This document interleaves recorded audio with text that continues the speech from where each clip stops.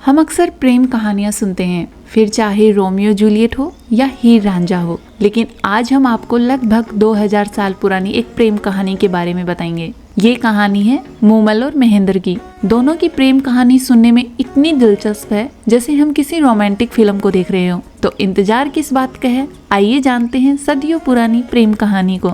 ये कहानी जितनी प्यारी है उतनी ही दुखदाई भी है, क्योंकि इस कहानी की हैप्पी एंडिंग नहीं हुई थी। इस कहानी की शुरुआत हुई थी अमरकोट सिंध से, जो वर्तमान पाकिस्तान में है। गुजरात के हमीर जाडेजा अपने ससुराल अमरकोट आए हुए थे। जाडेजा का विवाह अमरकोट के राणा विसलदेव सोदा की पुत्री से हुआ था। राणा विसलदेव के पुत्र थे महेंद्र। महेंद्र और हमीर हम उम्र थे, दोनों में खूब जमती थी। साथ खेलते थे, खाते पीते थे, शिकार करना, मौज मस्ती करना सब साथ में ही होता था। एक दिन दोनों शिकार करने जंगल गए और एक खरगोश को देखा। खरगोश का पीछा करते करते वे दूर लोदरवा राज्य के काक नदी के पास आ गए। खरगोश ने भी अपनी जान बचाने के लिए काक नदी में छलांग लगा दी। दोनों राजकुमार भी थक गए थे। दोनों ने शिकार छोड़कर विश्राम करने की सोची, क्योंकि वो थक चुके थे। कि एक सुनसान जगह में एक सुंदर बगीचा, उसमें बनी एक 2 मंजिली झरोखेदार मेड़ी दिखाई दी। दोनों राजकुमार सोच में पड़ गए कि ऐसी सुनसान जगह में सुंदर स्थान किसका है। मेड़ी में बैठी मूमल उनकी आवाज सुन रही थी। जब मूमल ने खिड़की से झांक कर देखा तो मूमल ने देखा कि गर्दन पर लटके लंबे काले बाल, बोहें तक तनी हुई मूछें, चौड़ी छाती और मासल भुजाओं वाले 2 खूबसूरत नौजवान दिखाई दिए। तो मूमल ने अपनी दासी को भेजकर दोनों नौजवानों के रहने खाने का प्रबंध करवाया। मूमल की एक सहेली ने दोनों का परिचय पूछा तो हमीर ने अपना और महेंद्र का परिचय दिया। दोनों नौजवानों ने मूमल की सहेली से पूछा कि ये सुंदर बाग व झरोखेदार मेड़ी किसकी है। मूमल की सहेली ने कहा, क्या आपने मूमल का नाम नहीं सुना? मूमल तो जग परी मूमल के नाम से पूरे मांड जैसलमेर में प्रसिद्ध है। उसके रूप से यह सारा प्रदेश महक रहा है। मूमल की सुंदरता की तारीफ बड़ी गजब तरीके से की गई थी, जिसके गुणों का बखान ये काक नदी कल कल करके गा रही है। उसके रूप और गुणों का तो कोई पार ही नहीं है। मूमल जब शीशे में अपना रूप देखती है तो शीशा टूट जाता है। श्रृंगार करके बाग में आती है तो चांद शर्माकर बादलों में छिप जाता है। मूमल की मेड़ी की दीवारों पर कपूर और कस्तूरी का लेप किया हुआ है। रोज औखलियों में कस्तूरी कूटी जाती है। मन दूध से मूमल रोज स्नान करती हैं। शरीर पर चंदन का लेप करती हैं। मूमल तो इस दुनिया में सबसे अलग है। भगवान ने वैसी दूसरी कोई बनाई ही नहीं है। एक से एक खूबसूरत, बहादुर, गुणी, धनवान, जवान राजा राजकुमार मूमल से शादी करने आए, पर मूमल ने तो उनकी ओर देखा तक ही नहीं। उसे कोई भी पसंद नहीं आया। मूमल ने प्रण ले रखा है कि वह विवाह उसी से करेगी जो उसका दिल जीत लेगा, नहीं तो पूरी उम्र कंवारी ही रहेंगी।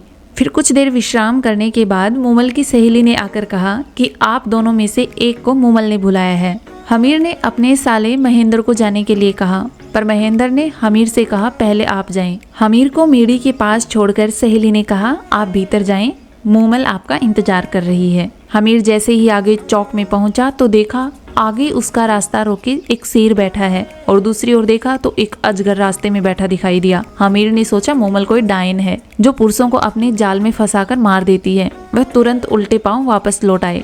हमीर व महेंद्र आपस में बात करते तब तक मूमल की सहेली आ गई और महेंद्र से कहने लगी, आप आइए, मूमल आपका इंतजार कर रही है। महेंद्र ने अपना अंगरखा पहना, हाथ में भाला ले सहेली के पीछे पीछे चलना शुरू कर दिया। सहेली ने महेंद्र को भी हमीर की तरह चौक में छोड़ दिया। महेंद्र को भी चौक में रास्ते में शेर बैठा दिखाई दिया। उसने तुरंत अपना भाला लिया और शेर पर पूरे जोर से प्रहार किया। शेर जमीन पर लुढ़क गया और उसकी चमड़ी से भरा फूसा बाहर निकल आया। महेंद्र ये देख मन ही मन मुस्कुराया कि मूमल परीक्षा ले रही है उसकी। तभी महेंद्र को आगे अजगर बैठा दिखाई दिया। महेंद्र ने भूसे से भरे उस अजगर के भी तलवार के प्रहार से टुकड़े टुकड़े कर दिए। अगले चौक में महेंद्र को पानी भरा नजर आया। महेंद्र ने पानी की गहराई नापते हुए जैसे ही भाला पानी में डाला तो ठक की आवाज आई। महेंद्र समझ गया कि जिसे वह पानी समझ रहा है वह कांच का फर्श है। कांच का फर्श पार कर सीढ़ियां चढ़कर महेंद्र मूमल की मेड़ी में प्रवेश किया। आगे मूमल खड़ी थी, जिसे देखते ही महेंद्र रुक ही गया। मूमल ऐसे लग रही थी जैसे काले बादल में बिजली चमकी हो। एड़ी तक लंबे काले बाल मानो काली नागिन सिर से जमीन पर लौट रही है। चंपे की डाल जैसी कलाइयां, बड़ी बड़ी सुंदर आंखें, ऐसे लग रही थी जैसे मद भरे प्याले हों। तपे हुए कुंदन जैसे बदन का रंग, वक्स जैसे किसी सांचे में ढाले गए हों, पेट जैसे पीपल का पत्ता हो। मूमल का यह रूप देखकर महेंद्र के मुंह से अनायास ही निकल पड़ा, न किसी मंदिर में ऐसी मूर्ति होगी और न ही किसी राजा के रणवास में ऐसा रूप होगा। महेंद्र तो मूमल को ठग सा देखता ही रहा। उसकी नजरें मूमल के चेहरे को एकटक देखती ही जा रही थी। दूसरी ओर मूमल मन ही मन में कह रही थी, क्या तेज है इस नौजवान के चेहरे पर, और नयन क्या खंजर है। दोनों की नजरें आपस में ऐसी जुड़ी कि हटने का नाम ही नहीं ले रही थी। आखिर मूमल ने नजरें नीची कर महेंद्र का स्वागत किया। दोनों ने खूब बातें की। बातों ही बातों में दोनों एक दूसरे को कब दिल दे बैठे पता ही नहीं चला। कब रात खत्म हो गई, कब सुबह का सूरज निकल आया। उधर हमीर को बाहर बैठे बैठे ये चिंता सता रही थी, कहीं महेंद्र के साथ कोई अनहोनी ना हो जाए। ये सोच सोच कर रात को नींद भी नहीं आई। फिर हमीर ने महेंद्र को बुलवाया और चलने को कहा। महेंद्र का मूमल को छोड़कर वापस चलने का मन तो नहीं था। महेंद्र ने मूमल से कहा, मैं फिर आऊंगा मूमल, बार बार आकर तुमसे मिलूंगा। दोनों वहां से चले गए। मूमल से वापस आकर मिलने का वादा कर महेंद्र अमरकोट के लिए रवाना तो हो गए, पर पूरे रास्ते उसे मूमल के अलावा कुछ दिखाई ही नहीं दे रहा था। महेंद्र जब अमरकोट पहुंचे तो वहां उनका दिन तो किसी तरह कट जाता था, पर शाम होते ही उसे मूमल की याद आने लगती थी। जैसे जैसे अपने मन को समझाते वैसे वैसे मूमल की यादें बढ़ती जा रही थी। वह तो ये सोचता कि कैसे लोदरवा पहुंचकर मूमल से मिला जाए। आखिर महेंद्र के दिमाग में एक आइडिया आया। उसने अपने राय का ऊंट चराने वाले को बुलाकर पूछा कि उसके टोले में कोई ऐसा ऊंट हो जो रातों रात लोदरवे जाकर सुबह वापस अमरकोट आ सके। तो रायका ने बताया कि उसके टोले में एक ऐसा ऊंट है जिसका नाम चीतल है, जो बहुत तेज दौड़ता है और वह उसे आसानी से रात को लोदरवे ले जाकर वापस सुबह होने से पहले ला सकता है। फिर क्या था, रायका शाम को चीतल ऊंट को सजाकर महेंद्र के पास ले आता और महेंद्र चीतल पर सवार होकर लोदरवा मूमल के पास जा पहुंचता। तीसरे पहर महेंद्र फिर चीतल पर चढ़ता और सुबह होने से पहले अमरकोट आ पहुंचता। लेकिन इस कहानी में एक और पहलू था। वो था कि महेंद्र विवाहित था। उसकी 7 पत्नियां थी। मूमल से मिलकर महेंद्र वापस अमरकोट आते तो सबसे छोटी पत्नी के पास चले जाते थे। इस तरह कोई 7-8 महीनों तक उसकी यही दिनचर्या चलती रही। इन महीनों में वो बाकी पत्नियों से मिला भी नहीं था। ये सब देखकर सारी पत्नियों को ईर्ष्या होने लगी छोटी वाली पत्नी से। फिर सभी ने जाकर अपनी सास से शिकायत की। जब सास ने जाकर छोटी रानी से पूछा तो उन्होंने कहा कि महेंद्र खुद मेरे पास सुबह के समय आते हैं और आते ही सो जाते हैं। मुझे भी 7-8 महीने हो गए उनसे बात किए हुए। वह कब कहाँ जाते हैं, कैसे जाते हैं, क्यों जाते हैं, मुझे कुछ भी मालूम नहीं है। छोटी रानी की बात सुन महेंद्र की माँ को शक हुआ। उसने यही बात अपने पति राणा विसलदेव को बताई। फिर विसलदेव के दिमाग में एक तरकीब सूझी। उन्होंने छोटी रानी से पूछा कि जब महेंद्र वापस आता है तो कुछ खास नजर आता है उनमें। तो छोटी रानी ने बताया, जब रात के आखिरी पहर महेंद्र आते हैं तो उनके बाल गीले होते हैं, जिनमें से पानी टपक रहा होता है। फिर विसलदेव ने कहा, आज महेंद्र के बालों के नीचे कटोरा रख देना, उसके भीगे बालों से टपके पानी को इकट्ठा कर मेरे पास लाना। रानी ने यही किया और कटोरे में एकत्रित पानी विसलदेव के सामने हाजिर कर दिया। विसलदेव ने पानी चखकर कहा कि यह तो काक नदी का पानी है। इसका मतलब है कि महेंद्र जरूर मूमल की मेड़ी में उसके पास जाता है। महेंद्र की 7 पत्नियों को मूमल का नाम सुनते ही उनको आग लग गई। उन्होंने आपस में सलाह कर ये पता लगाया कि महेंद्र वहाँ जाता कैसे है। जब उन्हें पता चला कि महेंद्र चीतल नाम के ऊंट पर सवार होकर मूमल के पास जाता है तो दूसरे दिन उन्होंने चीतल ऊंट के पैर तुड़वा दिए, ताकि उसके बिना महेंद्र मूमल के पास जा ही नहीं सकेगा। रात होते ही जब रायका चीतल लेकर नहीं आया तो महेंद्र उसके घर गया। वहाँ उसने पूछा तो चीतल ने बताया कि आपकी पत्नियों ने चीतल के पैर तुड़वा दिए। फिर रामू ने कहा कि उसके टोले में एक तेज दौड़ने वाली एक टोरडी है, लेकिन कम उम्र होने के चलते वह चीतल जैसी सुलझी हुई व अनुभवी नहीं है। आप उसे ले जाएं, पर ध्यान रहे कि उसके आगे चाबुक ऊंचा न करे। चाबुक ऊंचा करते ही वह चमक जाती है और जिधर उसका मुंह होता है उधर ही दौड़ना शुरू कर देगी। तब उसे रोकना मुश्किल हो जाएगा।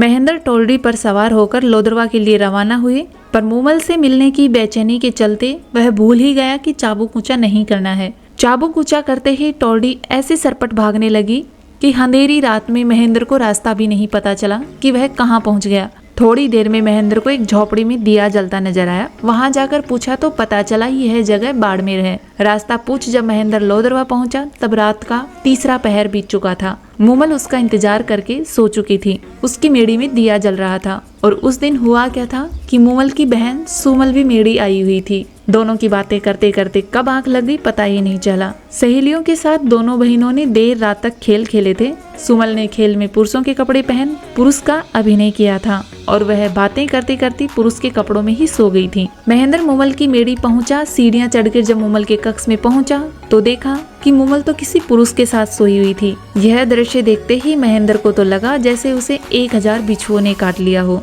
उसके हाथ में पकड़ा चाबुक वहीं गिर पड़ा और वह जिन पैरों से आया था उन्हीं से चुपचाप वापस चला गया। वह मन ही मन सोच रहा था कि जिस मूमल के लिए मैं प्राण तक न्यौछावर करने के लिए तैयार था वह मूमल ऐसी निकली जिसके लिए मैं कोसों दूर आया वह किसी पुरुष के साथ सोई मिली। सुबह आंखें खुलते ही मूमल की नजर जैसे ही महेंद्र के हाथ से छूटे चाबुक पर पड़ी तो मूमल समझ गई थी कि महेंद्र आया था, पर शायद किसी बात से नाराज होकर वापस चला गया। मूमल के दिमाग में कई कल्पनाएं आती रही। कई दिनों तक मूमल महेंद्र का इंतजार करती रही कि वो आएगा तो सारी गलतफहमियां दूर हो जाएंगी, पर महेंद्र नहीं आया। मूमल उसके इंतजार में फीकी पड़ गई। उसने श्रृंगार करना भी छोड़ दिया था, खाना पीना भी छोड़ दिया था। मूमल ने महेंद्र को कई चिट्ठियां लिखी, पर महेंद्र की पत्नियों ने वह चिट्ठियां महेंद्र तक पहुंचने ही नहीं दी। आखिर मूमल ने एक डोली गायक को बुलाकर महेंद्र के पास भेजा, पर उसे भी महेंद्र से नहीं मिलने दिया गया। पर वह किसी तरह महेंद्र के महल के पास पहुंचने में कामयाब हुआ। रात पड़ते ही उस डोली ने मांड राग में गाना शुरू किया। डोली के द्वारा गाई गई मांड सुनकर भी महेंद्र का दिल नहीं पिघला। महेंद्र ने डोली को बुलावा भेजा और कहा कि मूमल से कह देना, न तो मैं रूप का लोभी हूँ और न ही वासना का। मैंने अपनी आंखों से उस रात उसका चरित्र देख लिया है। जिसके साथ उसकी घनिष्ठता है उसी के साथ रहे, मेरा अब उससे कोई संबंध नहीं है। डोली की ये बात सुनकर मूमल के पैरों तले जमीन खिसक गई। अब उसे समझ आया कि महेंद्र क्यों नहीं आया। मूमल ने तो सपने में भी नहीं सोचा था कि उसे ऐसा कलंक लगेगा। मूमल ने तुरंत अमरकोट जाने के लिए रथ तैयार करवाया। मूमल ने सोचा कि अमरकोट जाकर महेंद्र से मिलकर सारी गलतफहमियां दूर कर दी जाएंगी। महेंद्र को बताएगी कि वह कलंकिनी नहीं है और आपके अलावा मेरा कोई नहीं है।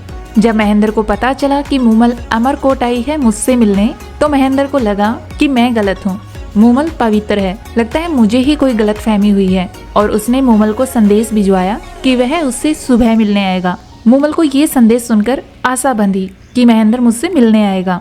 रात को महेंद्र के दिमाग में एक आइडिया आया। उसने देखा कि मूमल मुझसे कितना प्यार करती है। महेंद्र ने सुबह अपने नौकर को सिखाकर मूमल के डेरे पर भेजा। नौकर रोता पीटता मूमल के डेरे पर पहुंचा और कहने लगा, महेंद्र जी को रात में काले नाग ने डस लिया और उनकी मृत्यु हो गई। नौकर के मुंह से इतना सुनते ही मूमल धरती पर गिर पड़ी और पड़ते ही महेंद्र के वियोग में उसके प्राण निकल गए। और जब महेंद्र को पता चला कि मूमल की मृत्यु हो गई तो ये सुनकर महेंद्र भी पागल हो गया और सारी उम्र हाय मेरी प्यारी मूमल करता फिरता रहा। तो ऐसे हुआ महेंद्र और मूमल की प्यारी सी प्रेम कहानी का दुखद अंत। आपको वीडियो कैसी लगी कमेंट करके जरूर बताएं। अपने दोस्तों के साथ ज्यादा से ज्यादा शेयर करें और चैनल को सब्सक्राइब करें। धन्यवाद।